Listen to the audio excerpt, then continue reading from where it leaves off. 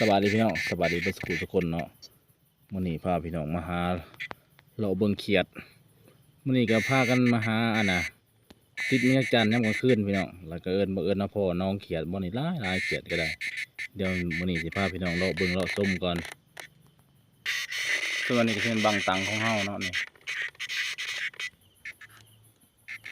ส่วนบนนี้ก็สิเป็นเขียดคาค่ำโอ้เอเละอยู่นี่อยู่ในเหิบอยู่บนนี่ให้กับ2 ตัวอยู่ในเหิบเอเละอยู่ตัวบักใหญ่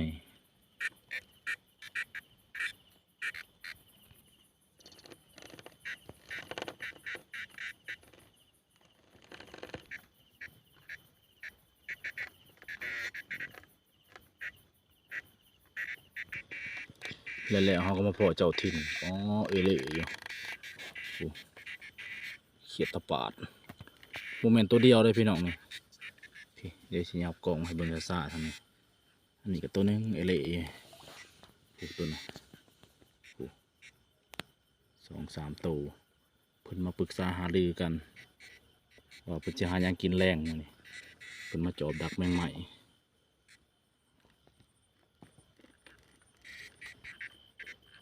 นี่ก็สิมันเขียดเพิ่นยังเขียดหน้ารูปบ้านเฮาเอิ้นเขียดหมูเขียดหมูทั้งนี้ก็ขั้นพอคอมเยี่ยงก็สิปิดเบิ่งขามันก่อนเนาะกันว่าขามันมีตัวแม่ของมันที่ว่า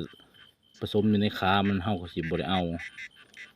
มื้อนี้เฮาบ่ได้มาก้านเขียดพี่น้องเลยเฮามาติดมีจักจั่นบังเอิญมาพอเขียดเลยถ่ายให้พี่น้องเบิ่ง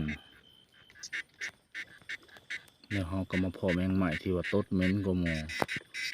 ส่วนวันนี้ก็สิแม่นแมงแมงตดปูดเนาะแล้วเฮาใหม่ไปแหน่มันสิตดไปอยู่พี่น้อง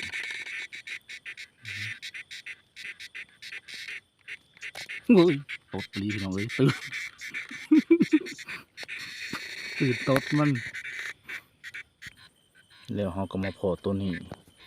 เขียดคาคำมันลีอยู่ในห้อยงัวเอเล่อยู่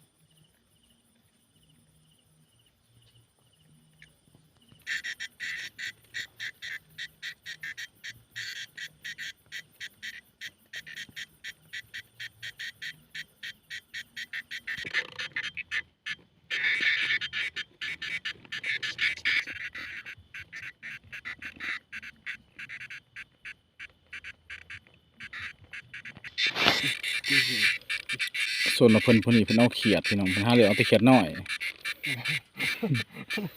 ถ่ายคลิปบุญเอาเขียดน้อยเขียดใหญ่เพิ่นบ่ได้เอาเพิ่นบ่มักเขียดใหญ่หาเขียดน้อยเขียดกระค่ำกระร้ายเพิ่นบ่เอา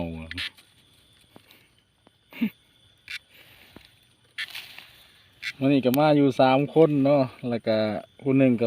เป็นเยี่ยงกระปอมเพิ่นนี้เพิ่นเยี่ยงเขียดน้อยเพิ่นมักเขียดน้อยส่วนผู้ชายนี่มันเยี่ยงมันติดมีจักจั่นมันจักจั่นในกระตุกเสียงสดๆเลยหอดๆแอดกระดาษมาขี่ออกไปแล้วเนาะจังว่าใช่แล้วเจ้าได้เนี่ยกระช่างกระดาษมาขี่ลงตอนนั้นยังเขียดน้อยว่าสิบ่เอาเลยพี่น้องเอายังว่าเอาซ้ำดิเนี่ยไม่ขวดนี่ก็เลยมาขนมน้ำนี่กินจันเท่าก็ได้นี่นะในลายแนวกินจันก็รวมกันดินี่ก็4 โมง100 ตัวเนี่ยวันนี้กระตุกเนี่ยตายหมดแล้วพอจริงคือเต็มไว้นะเก็บอะไรไว้ว่าโอ้มันขนุนดำพี่น้องเลย ไม่ใคร มันขนมตัวดำๆนี่ แต่กินบ่ไม่ใครเต็มพุกกับรถพุกเลยนะพ่อเลย พอแล้ว เมื่ เนาะ อวันนี้มันยันยากเลย โอ้โห มีคนรอเลยพ่อมันก็เรียกขึ้นละมันกินหมูกระดอกนี่กะขี่ไปแต่ถิ่นดิมันจะโตมันนี่หมูเบิด มันเป็นโซน้ำอย่างเลย ไม่จ่ายอะไรอันนั้นพ่อแล้วขอ